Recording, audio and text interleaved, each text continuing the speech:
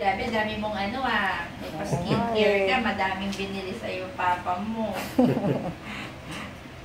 Ay, nag-stock talaga si attorney ng RC. Oo. Pang ilang ano po ba yan? Bilis kumain eh. Dapat ba, ay tingnan niyo pala yung ano, Doc, yung weight niya. Okay lang ba siya? Ay, sige po. I-check ko. Saka yung ano, Serving namin. singit niya. Ay, yun nga pala, nahihirapan kami ano. Paano ba? Okay lang ba yung white?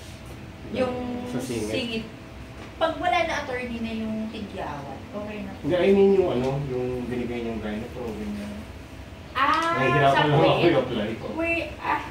Tingnan ko po pag mayroon pa. Kasi kung wala naman ako siyang tigyawat, yung dahil sa ihi na sinabi, hindi naman ako kailangan.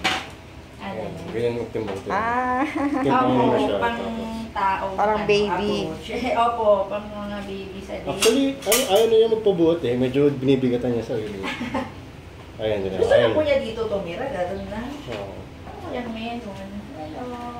Yan na siya Gusto niya umupo ako sa tabi mo, gano'n. Ayaw niya magpabuhat. Oo nga po. papabigat. Malinis na po attorney singit. Malinis na yan? Wala nang ano. Bilig-bilig pa. Last time may tigyawat. May pula-pula dito sa paligid. Pero last time po kasi may tigyawat. Paano maiwasan yung tuking tigyawat? Ano lang po, Gynepro lang po. Mabilis po magpa-pop up. Gyne. Formupirocin, yung ointment. Naligo siya ngayon eh. Ayaw niya pabuhat. Papabigat niya, no? Ayan, no? Papabigat. Ganyan. Ito lang yung aso, ayaw lumabas sa akin. Ayaw niya. Papabigat. Gusto mo lumabas sa akin. Pabela lang ako. Oh, Mario. Bigat. Bigat.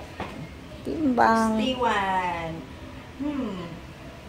po. 8. 8 kilo eh. 8 na po. 8 kilos na po. 8 something. Mayo! So, ano yun? Ano yung BMI nun? Okay lang. Ayos na